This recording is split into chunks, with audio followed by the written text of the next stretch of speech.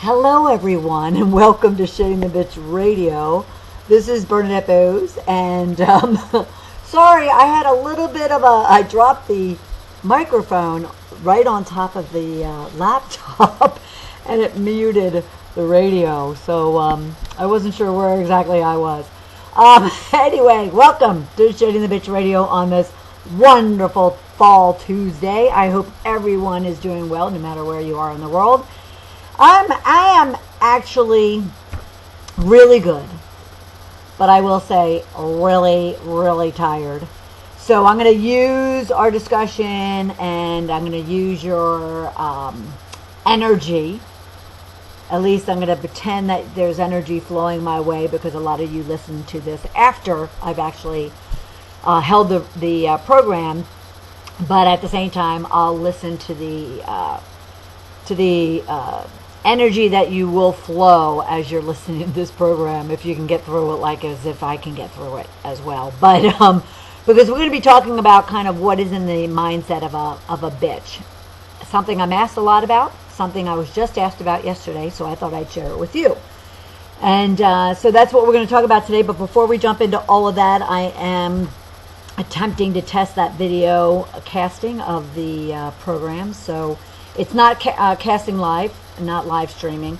At the same time, I'm just testing out another video application.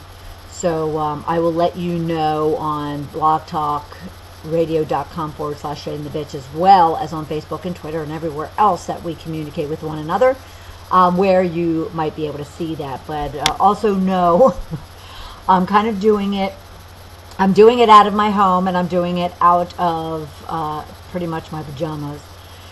Because I am so tired right now, and I'm heads down, as many of you know. Haven't talked a great deal about it, but as many of you know, I'm heads down writing my screenplay with a November 1st deadline.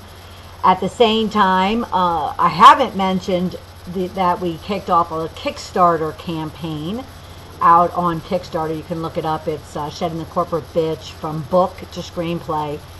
And for those of you who don't know, crowdfunding sites like Kickstarter, Indiegogo, they're kind of ways to get your message out there, get your project known, and made aware to a lot of people, because they get a great following on those type of sites, as well as to raise some funds for projects. In this case, creative projects that kind of need just a little bit of a push to get their project going or finished, or even off the ground. So anyway, I won't spend a lot of time on that, but I would love for you to go check it out on Kickstarter.com. Just either, I believe you can just Google my name, or just look under films and videos, and you could probably even target down to Atlanta, and you would find it. But that requires, the reason why I bring that up, and the only reason why I bring it up, is that requires a great deal of social media, social networking, social community building. And therefore, when I'm not working on the screenplay and when I'm not serving my clients or prospecting for new ones, I spend the 24/7 on kind of every social media site, blog, Tumblr, whatever the case might be, in order to get the message out, and in order to kind of get support for that campaign and project. So I'm just a tad overwhelmed, and at the same time, I've got some, you'll see it if you see this video, I have some eye issues going on, and so if my phone rings, it'll be my eye doctor. But so it's just kind of everything. You know, you ever have one of those days? You know, and I'm not bitching. That's not what we do here. Despite the name, we actually look to shed any of that type of mentality, which again is our topic for today. Before I do that though, it is Tuesday, which means what? Ding, ding, ding. That Rich Tip Friday is right around the corner.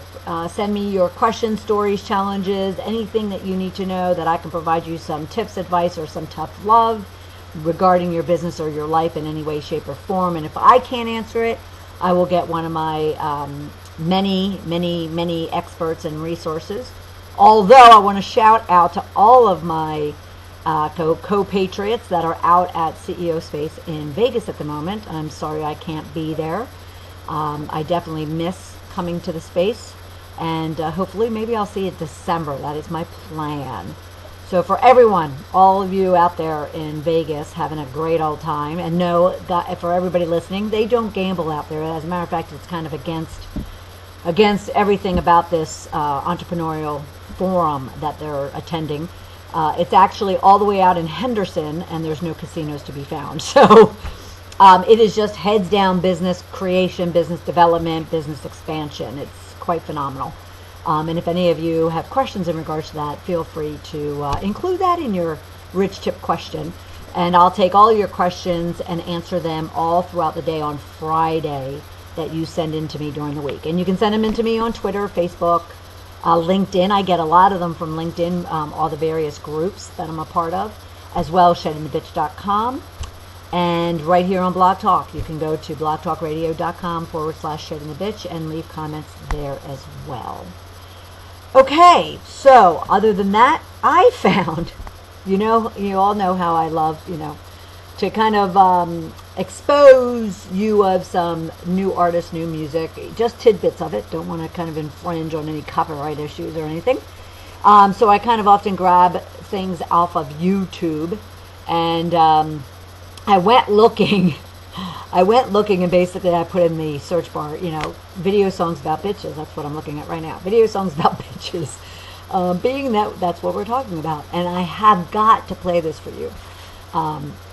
Because if, you might respond as I did, and I won't tell you how I responded. But I'll just tell you this. On their video kind of main page, it says, "What the hell? I'm not a misogynist. This song is just a tease." It's called The Bitch Song. And I was really excited to listen to it until I did. But here you go. Here you got a few bars for you. Bitch, bitch, bitch, bitch, bitch, bitch, bitch, bitch, bitch, bitch, bitch, bitch, bitch, bitch, bitch, and it's from Moral Problem. Ah, bitch, bitch, bitch, oh, bitch. You smelly dirty bitch. Oh, bitch.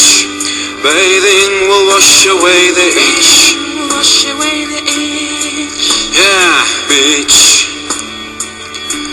When you explode the rich, you suck your ass and show your boobs and do their hips of gold. Your dirty hands, you rich. But fuck the rich. Yeah, bitch. I don't want to offend anybody. The life out of young. And I don't know how you reacted to that, but pretty much you heard me. I just kind of went, okay, come on. Like you, we spend a lot of times in our daily lives, especially if we have a business, we have a brand, a book, something that we're working on that we're trying to get exposure to.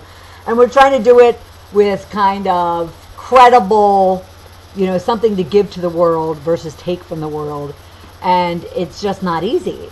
People think it's easy to create 1 million views or 1 million followers or fans. And you all know my year-long challenge around that and my effort in doing that.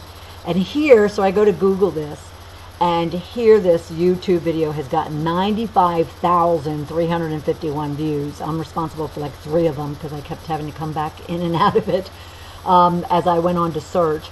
And then there's these other songs. She only bitches when she breathes.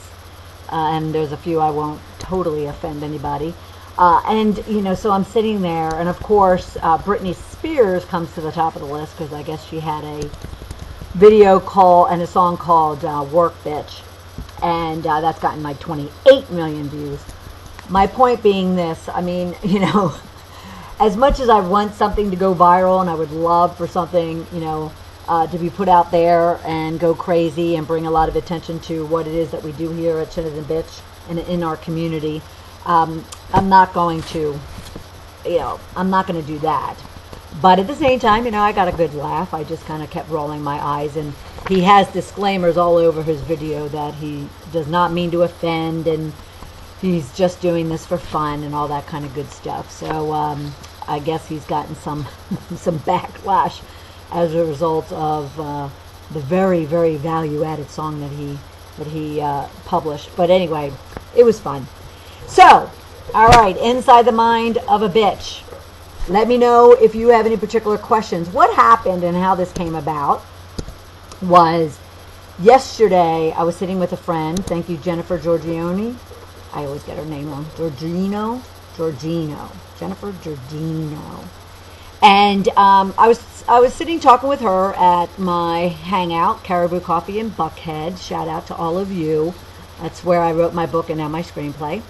And what I needed her to do with me in reviewing my screenplay is I really needed her to kind of, acting as a fan or a movie goer, I needed her to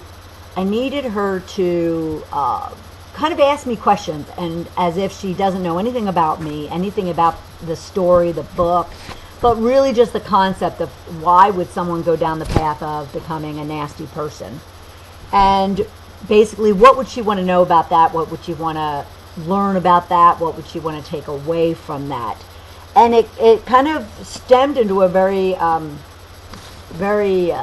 active dialogue, of which, you know, she was kind of taken aback by some of my responses. And then she said that she had learned some things as a result of some of my responses. And therefore, I thought, well, it's probably a good opportunity to educate all of you. So many people aren't sure of how to deal with a nasty person, a bully boss, whatever the case might be. And, you know, and I tend to make it very simplistic, but I won't give that away just yet. And so I just thought that maybe it would be good to kind of get under the covers or under the skin of someone like myself who claims to be a reformed bitch. And, you know, I can't convince you of that. I'll send you to Amazon to read some of the reviews of my book, and, you know, and whatnot, and hopefully just trust that that I'm credible in my story. Why would anybody make it up, quite honestly? But anyway, so I thought I would share with you some of the questions she asked me and my responses to it. And I'm not even going to read the responses that I wrote down as a result of that conversation, because I'll get to use it as content and kind of fuel my ongoing screenplay writing, but I just want to give you the responses right from my gut and my heart. So I'll just use the questions. So one of her first questions were, well, you know, what made you transform? And I'm going to put some words in her mouth, from a young sassy girl to, you know, a bitch at work or even at home. And so really, you know, why does someone just decide to start lashing out on people and being nasty to people and cruel? And it's not as easy as that. It's not as easy as someone, generally, it's not as easy as someone makes a conscious decision in regards to it. Though, I did surprise her when I did tell her that it was a conscious decision for me, going down that path. It wasn't, you know, something that I was born with. It wasn't something that I was as a kid. Yes, I was very precocious, and, you know, my brothers and sisters might not agree with my statements that I wasn't a little bit of a pain in the rear end. I just don't know that they would actually consider me hurtful or demeaning or curt to anyone, you know, before I was off to college, off on my own, off to make my own decisions and pave my own path. So when she asks, you know, what made you transform, the only thing I could tell her honestly was, it was for me a conscious decision. You don't find that from many, but it was for me. And her immediate response was like, why? And it wasn't because of the typical responses. It wasn't because I was a woman and I felt like in order to compete in the business world with all the men I needed to be. It had nothing to do with that. I have 6 brothers and a father who never differentiated between a guy and a girl. I mean, certainly my dad didn't. I mean, did he have certain wants for the girls versus the guys? Sure, but again, not really. My older brothers and sisters might think so, but by the time it got down to me, I'm 8th in the brood. By the time it got down to me, I really never saw that difference. I never saw my parents, or my father especially, coddling the girls and getting the guys to, like, man up. I mean, we all competed. He kind of made that a mandate that we all play sports, we all play music of some kind, we all go off, and if it was up to him, we'd all go off and see the world before we even settled into college, let alone getting married, having kids, and so forth and so on. So it wasn't really that stereotypical gender issue. And it was more so the influences around me. And again, that happens with a lot of people. They see the influence of nasty people, or they experience, the mean girls at school, and they decide to kind of take on that same persona in order to combat that person, in order to be able to confront and deal with that. And then, of course, you have the girls and the women, and I get a lot of them all the time, that come up to me and say, well, I like being a bitch because I can get what I want by being a bitch. And so we'll talk about that later, because, that I certainly just kind of very subtly tell them how wrong of an attitude that is. But anyway, so in regards to her first question, it was a conscious decision. The people around me had what I wanted. They had power, position, and prosperity, as I call it. You can kind of even narrow that down to basically it's ego, it's about greed, and it's about entitlement. And that is what I wanted. I didn't care that I had an ego. I definitely wanted money, and if titles got me the money, then that's what I wanted as well. And the people around me during college, during my first years of my corporate life, that was the attainment of those people that I worked with. And of course, those people that were in higher positions than I was certainly had those things as well, but more so because I wanted their positions at the same time. It all came together to kind of convince me that if they have the things that I want, then I need to mirror that type of persona, that type of person. And that's what I went about doing.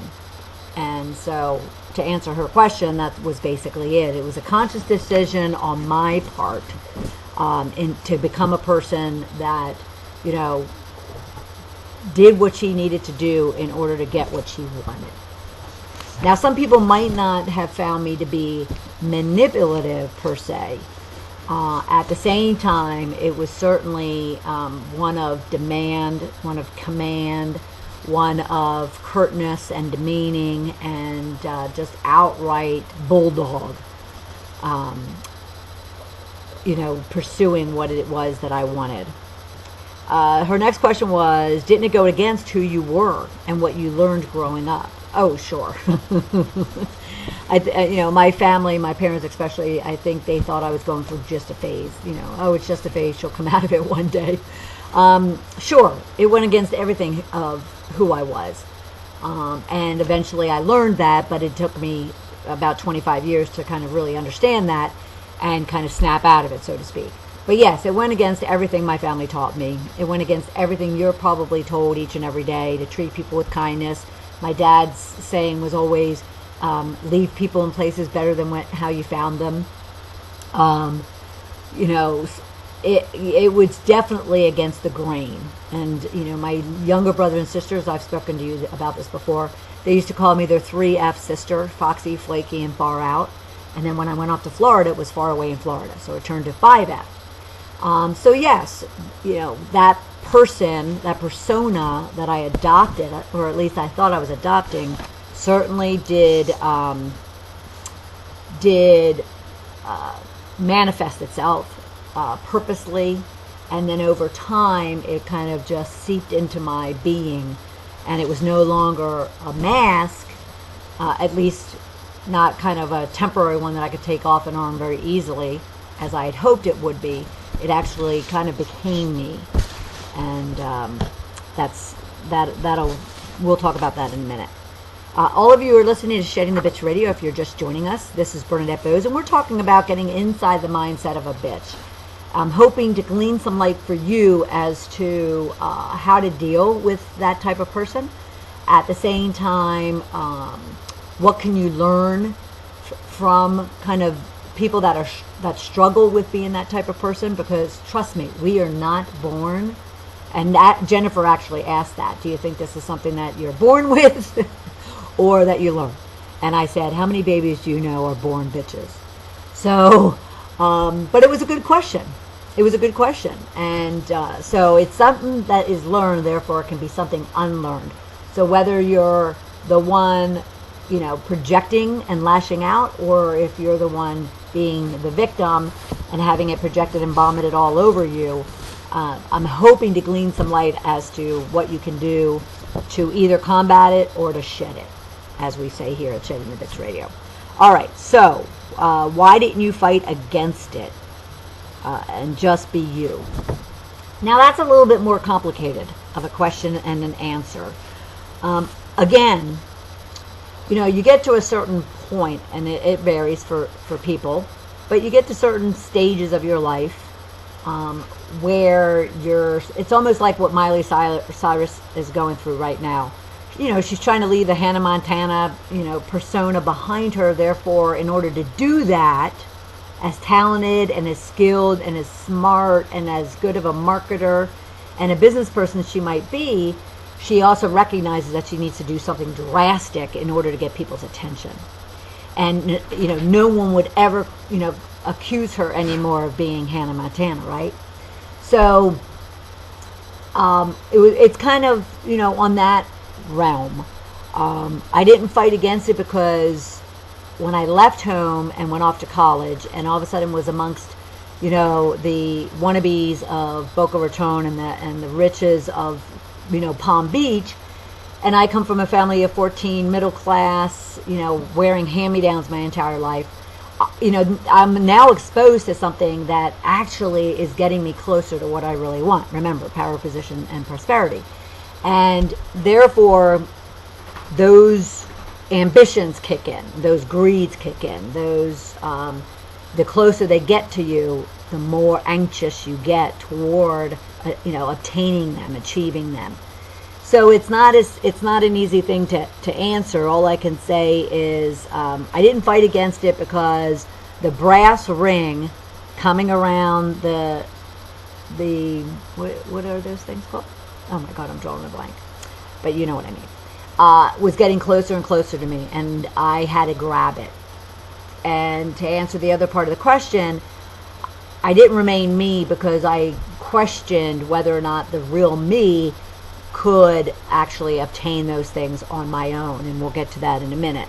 But basically it was more so that brass ring was shining ever so brightly, and it was just hands touches away, and therefore probably, let me relate it to maybe what some of you go through. If you're business owners or entrepreneurs of any kind, and your food, your house, your well-being is dependent on you earning income and therefore getting clients, there's a tendency to get desperate when you need something really bad or you want something really bad. You tend to get desperate about it, so you'll grab at any client, any prospect, any money that is given your way, whether it's good or bad, whether it's good money, bad money, good clients, not so good clients.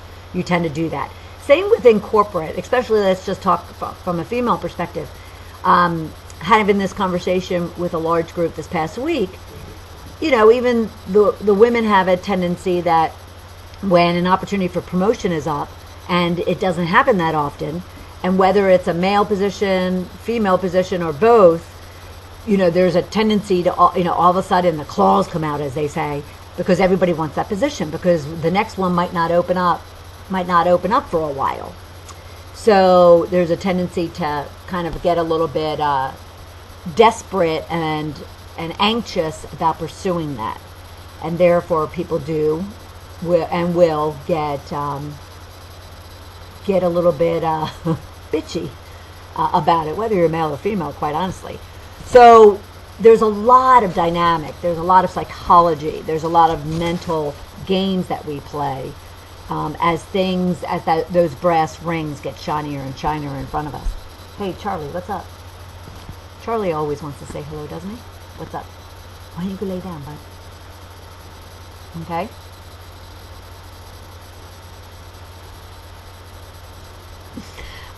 Okay, so that is kind of the response to that, because the other part of it will come in a minute. And 2 minutes, 2 seconds.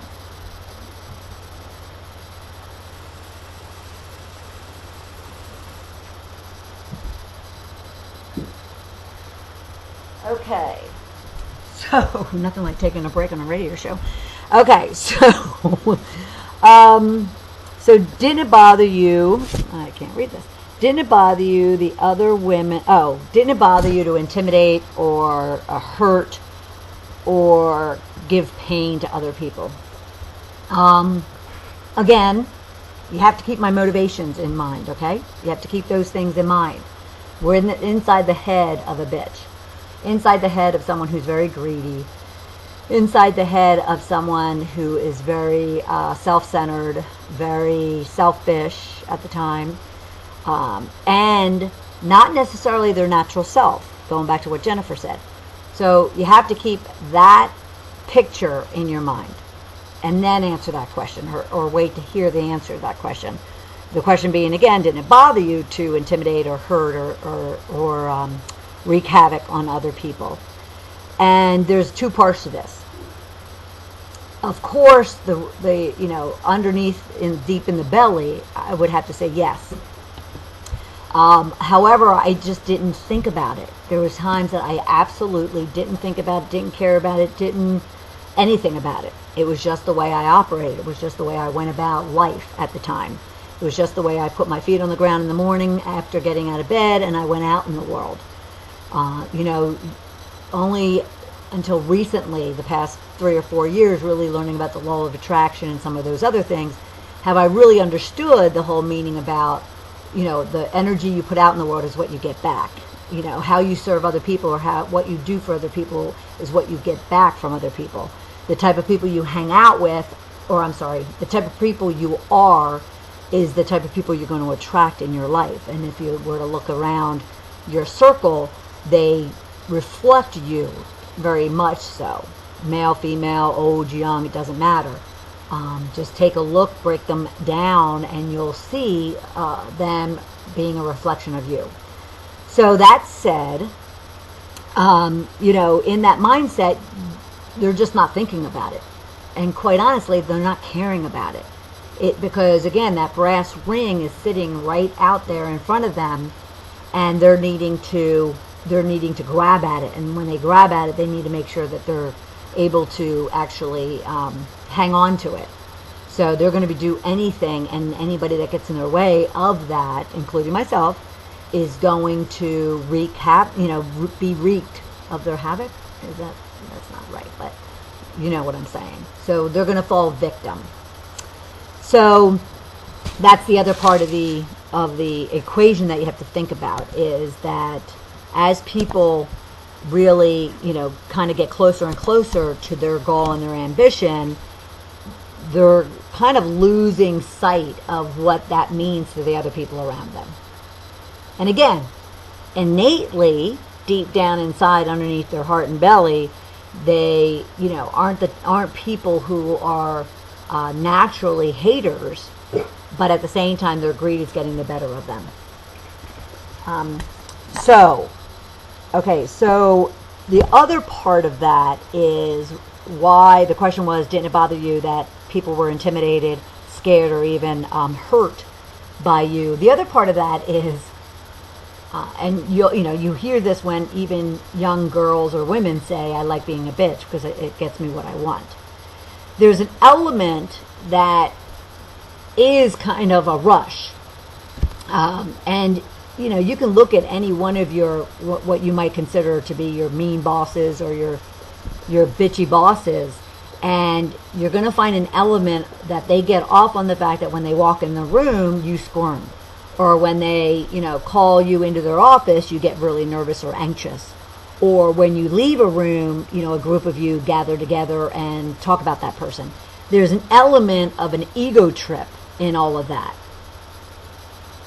Many of their behaviors are even very conscious, when they are, out and about, or when they're sitting in a room, They're very much aware of their posture. They're very much aware of their behavior. They're very much aware of how they're coming off. They're just not thinking and caring about whether or not it's impacting you in a negative sense.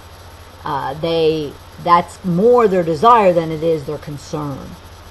So you have to recognize that. That's, for some, it is an ego trip. It is, the fact that they really like the fact that people are intimidated by them, scared by them, grow insecure around them, get nervous with them, or even are subjected and hurt by them. It's kind of, unfortunately, narcissistic, and they kind of enjoy it in their own sick, pathetic way, which I can now say since I was that type of person. It was, I got off on it. It was definitely an ego trip, despite what my underbelly was telling me, because I wasn't able to hear it. We don't hear anything until we are ready to receive it. We're not able to see things until we're able to, really accept it. And therefore, it could have been yelling, screaming, hitting me upside the head, and it wasn't going to happen. You're listening to Shedding the Bitch Radio, and this is Bernadette Boas. We're talking about getting in the head and the mindset of a bitch and kind of trying to glean light as to their motivations and agendas in such a way that you're going to be able to use it to your advantage in how you interact with them, how you deal with them, and then how you respond to them, and not literally necessarily responding one-on-one with them, but more so whether or not you allow them to control you or you control the situation. So, and that's really what I want you to gain from this conversation is there are things you could be doing in order to not allow those type of behaviors to either rob you of your security, your self-worth, your confidence, or your own kind of power, so to speak. And there's very simple things that you could do in order to achieve that, because this will bring me to a question that's coming up later, but I'll bring it up now. I wrote it in a blog this morning if you want to check it out on sheddingthebitch.com. Bitches, young or old, all they are children, insecure children that are masking those insecurities, those intimidations, those negative feelings they have of themselves, and any other negative, ugly belief system that they possess. It's not about you in any way, shape, or form. Sure, could someone you come across not like you, especially if they actually know you? Because those that don't know you have no clue, so they can't not like you. But, those that maybe work with you on a day in, day out basis, experience you, can they draw a conclusion that they don't like you? Sure. The difference is when they take that to the next level and they're not just accepting you and adjusting or adapting to you if that is the requirement or the case, and more so they're just making judgment without any reasoning or cause, and they decide to start lashing out or vomiting all over you. And what you need to keep in mind is anytime they're doing that, they're actually projecting their own junk, or what we call bitches here, that they can't face, or they don't want to face, or they're not ready and prepared to face themselves. That's all it's about. It's not about, in this case, let's say, it's not about Ann Jones. It's about Bernadette Boas. I'll, use myself and throw myself under the bus. But it would be about Bernadette, not about Ann, should that be the case. And if you can really, really understand that and believe that, and you'll be able to walk away and not let that individual and that interaction kind of steal anything from you. Emotionally, mentally, psychologically, spiritually, anything. And we'll talk more and more about that as we go down this. So why did you maintain that persona for so long? So why would someone, we're not born bitches, it's learned, and so why would someone kind of hang on? Now, there's a few things around this as well. One is, I can only think of 2 situations in 25 years that someone actually called me out as being a witch. That was a very good friend of mine, Deborah McCartney, who's now up in New York, and we went to school together in Florida. We were in college together, and then we maintained friendship. Since then, lost contact with her for probably 10 or 12 years, but we definitely were close friends after we left college, and we continued hanging out probably into, I don't know, maybe late 20s, early 30s. And I just can recall this one time we were out at dinner, and I guess I vomited, I vomited all over the waitress, and flat out, no hesitation, she just was like, "You are such a bitch." And I just kind of looked at her like, "Where do you get off, telling me?" So of course I'm kind of projecting back onto her, right? I'm not taking that in. At least I didn't at that point in time. But obviously I did, because I've never forgotten that conversation. The other time was a group of us, fast forward, I'm going to be aging myself. Fast forward maybe 10 years, and I'm up here in Atlanta from Florida, and I'm out with the girls on a Friday night at Rock Bottoms here in Buckhead, and I was running late from work, which I never do on a Friday, because I always had this thing that Friday nights, I could work 24/7, 7 days a week, but Friday nights at 5 o'clock, I'm done, and I spend, socialize with my family or my friends. So I'm running late. I'm all dolled up from work, and I come into this bar, and there's a couple of cute guys hanging out with the girls, and so I join them. And, obviously, I'll just give you their view. All of a sudden, one of the guys, from whatever it was that I said when I approached them, and then what I continued to say or not say, or what vomit I projected all over them, turned and said, "My God, you are such a bitch. Do you have a broomstick up your butt?" And I just looked at them like, oh, it's one thing to hear that from a woman. It's another thing in public to hear it from a guy. And yet, when he walked away and I just ripped him a new butt, to my girlfriends at least, they kind of supported it. They were like, but again, I didn't hear it. It kind of was like, okay, whatever, who cares? He's worthless, and he's not worth talking about. It didn't seep in. It didn't impact me in any way, shape, or form. It didn't influence me to all of a sudden change and be different, and I don't want somebody thinking of me like that, so forth and so on. I just kind of made what would I say? Excuses, I'll call them, of why it's all about him. It's his issue. He's the obvious ass. He was short. He's dealing with Napoleon complex. Whatever the case might be, I made it up to justify that I'm not really that person he just claimed I am, and it's all about him, not about me. So, think about that. How sad and pathetic is that? Seriously. I mean, I can admit that. It's sad and pathetic. Now think about all the people that you've ever encountered and or that act out in that way. They're masking, they're hiding, they're making every excuse in the book, they're playing victim. It's everybody else's fault except their own, so forth and so on. Whether it comes out as being a bitch, or it comes out as being a lazy bum, or it comes out of being whatever it is. They're wearing that mask, they're wearing that barrier, because they're not ready and they're not prepared to look at themselves squarely in the eyes and in the heart, to kind of really be honest about who they are and what they're putting out into the world. And it's significantly impacting themselves as much as it's impacting everybody else around them, which we'll talk about in a minute. So you're listening to Shedding the Bitch Radio, and this is Bernadette Boas, and our episode today is all focused on getting inside the mindset of a bitch, and what can you learn from that for whether or not you're working at home or in an office, whether or not you're dealing with family, friends, or peers, whether or not you're a teenager or you're a grown man or woman. We all deal with it, whether we are that person. And when I use the word bitch, it doesn't even need to be the extreme. It doesn't need to be, I'm drawing a blank on her name from Deborah Wears Prada.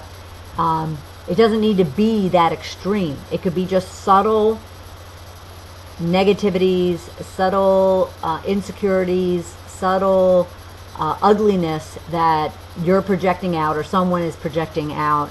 And I'm just trying to help you understand where that's coming from and what you can do to combat it if you're the victim, and or shed it if you're the one kind of impacted or dealing with that type of attitude or persona. Excuse me.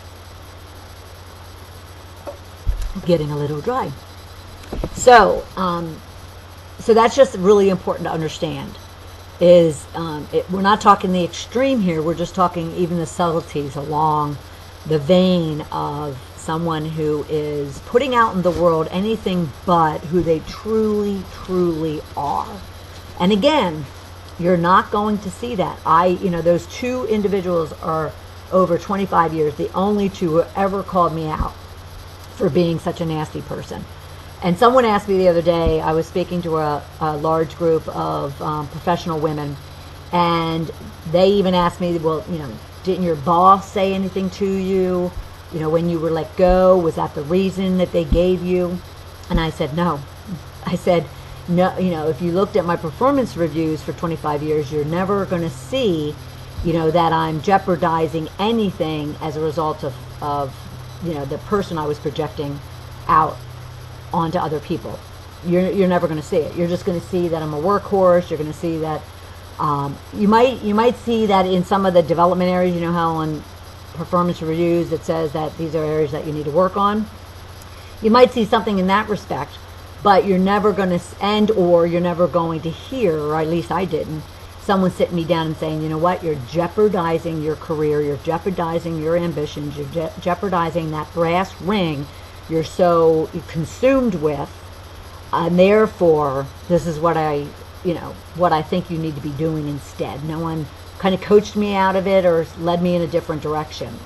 And it's sad to say, and it's sad to kind of acknowledge that, because again, when I was let go and there was no that wasn't the reasoning.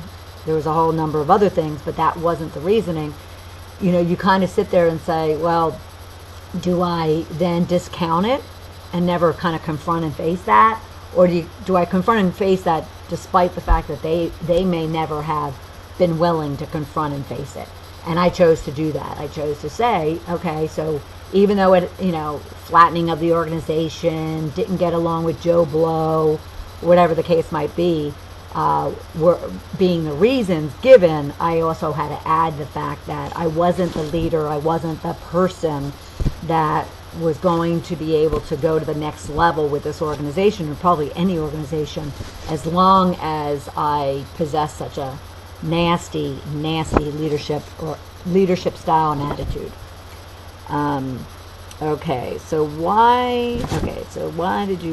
Why did you believe you maintained this mask for so long? So we talked about why I maintained it for so long. When the money comes and the promotions come and the titles come and the office comes and the nice possessions come and the cars come, you're thinking everything's working. Everything's just kind of humming along beautifully. So you just keep going down that path. There's nothing to really kind of force you out and shift you out of that. And was my case. There was nothing drastic. Like, I was actually talking to my editor of my book originally, and when I was asking myself, I knew I had to write the book because it's written as an apology. I knew I had to write the book, but then I kind of said, and I kind of questioned the popularity that it ever would be, because I thought, it's not as if I've had anything drastic happen to me. And even Jennifer and I yesterday had this conversation. It's not as if anything traumatic happened to me. It's not like I went off and all of a sudden I was faced with life or death, or I was faced with disease, or I was faced with, a situation that was what people would call, movie material, so to speak. Mine were more subtle. And yet, I have learned over the last several years, and what I'd like you to learn too, is what's between your ears and inside your head and your heart can do either more good or more damage to you than anything, any illness, any dramatic event in your life. It's all about how you process beliefs about yourself, how you process experiences and events and learnings and what you take in and how you take them in.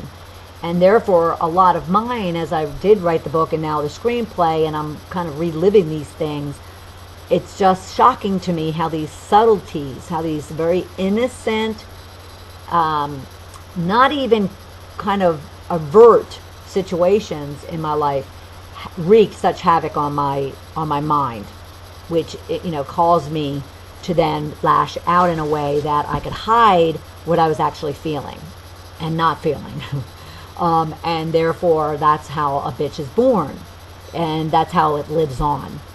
Is if it's working for you. I was on Mad Cow Radio, if any of you are familiar with that. Mad Cow Radio out of Chicago. Very popular. I was on probably last spring, and he was asking me about shedding the bitch, and he said, but Bernadette, it's proven that women who are bitches make 12% more salary than those that aren't. And so why wouldn't someone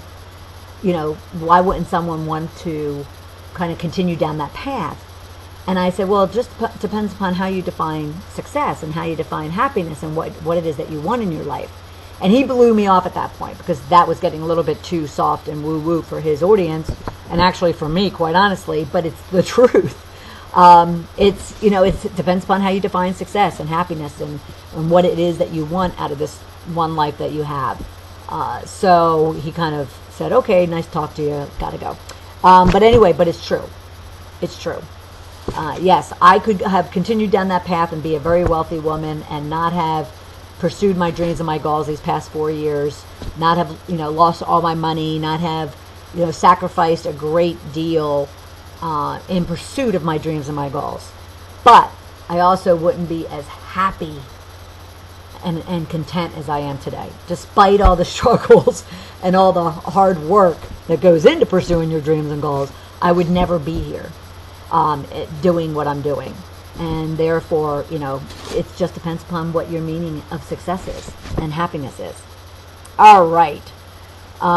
So why did you maintain it for so long? What would you tell others who are confronted by a bitch or who themselves possess bitch-like behaviors? So the former. What would I tell others who are confronted?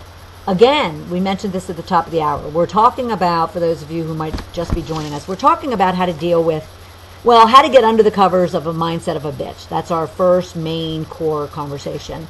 And then from there, what can you do if you're confronted or combat, you kind of have to combat that type of attitude and persona. And so on that part of it, of the question, I would say this. Remember, someone who's projecting their junk on you, and it's coming across as someone very cruel, very curt, very demeaning, very antagonistic, just very, very inconsiderate, disrespectful, they've got their own issues and their own bitches, as we call them here, that they're dealing with, that's causing them to have that. And it includes attitudes and biases and bigotries and all that kind of good stuff too. There's obviously things that they have yet to deal with and confront for themselves, and therefore the easiest thing to do is make judgment on other people and to lash out on them as opposed to lashing out on themselves. Now, most likely, you can probably look at that person, and you would have looked at me and seen the same thing. Most likely, not only are they lashing out on you, they are lashing out on themselves. Now, it might not be as obvious or as visible as it is to you, but what I mean by that is, when I looked at, how I never, I did not have a very real long-term intimate relationship in all of those years. And I was drinking too much. I was socializing, like partying, going, I hate the word partying because it makes it sound like Lindsay Lohan, but I was going out too many nights a week, considering, you know, now beyond your 20s, now you're into your 30s and you're into your early 40s. It's got kind of time to grow up, and yet I still wasn't quite there yet. I didn't want to quite grow up yet because I didn't want to sit at home and kind of face myself in the mirror and have to deal with me and or whoever it would be that I'd be with. It was much easier to just constantly feel like I had to be out. It was the same reason why I felt like I always had to be somewhere, everywhere. And it killed me for years, to the point of like almost, you know, panic attacks, that if I was missing out on anything, you know, I had to be somewhere because if I missed out on anything. Which reminds me, that is a great, oh, you guys helped me find something for my screenplay that I totally forgot about. Hold on a second. Cereal. I'm just going to make a note of cereal. And, you know, when you see it in the movie, you can say, oh my gosh, I helped her with that on Shutting the Bitch Radio. You can ask me about that on Facebook or something. What does cereal mean? But anyway, so what would I tell people? So just remember that when you're confronted and dealing with somebody, is feel sorry for them, feel pity for them, recognize that you really don't know what's going on in their own lives, and obviously something is, because the only reason, remember, bitches aren't born. They're learned, they're grown, you know, and they're transformed, and they can transform out just as not as easily per se, but just as over time, naturally. So you just have to recognize that, and therefore don't allow them, even though it will impact you. If you're all of a sudden have someone in your face, and you have someone in your face every day for weeks or months or even years in the workplace or even at home, you know, it will obviously impact you. Don't get me wrong. But yet, if you could just also recognize that this is not about you. You know, that's why they tell kids and they tell wives and they tell victims, you know, of abuse, especially whether it's psychological or physical. It's not about you. You did nothing wrong. The same goes. Because it isn't about you. It's just them, unsure and unwilling to deal with their own junk, and therefore they're lashing out on you. Excuse me. Okay, the second part of that question is, what if you're the one who possesses a bitch-like behavior? And all I can say is, shit it, bitch. No, I'm kidding. Well, yes, I am serious, but, you know, recognize the fact that you don't want to be always in a knot, in a wad. You don't want to always be, you know, full of angst and attitude and negativity, and you know, you don't want to be the one that people don't want to be around because you're just too negative and you talk down about everything and nothing's ever sunny and bright. It's always black and gloomy. You don't want to be that person. And so you have to do whatever you have to do to kind of recognize that in you. Ask people in your circle, you know, ask for professional assessments at work, and from people that'll give you some straight constructive feedback. You know, go and do work on your own. See a therapist, whatever the case might be. If you sense in any way, shape, or form that you're not being who you truly are, then, you know, you owe it to yourself to seek the support and the help and the resources to help you discover, confront, and shed those things. Because again, we talk about it a lot here. Life is way too short and goes way too fast for you to live as anybody but yourself. And to be unhappy and to be lonely and to be in pain and to be, you know, kind of hiding behind a mask of any kind that isn't who you truly are.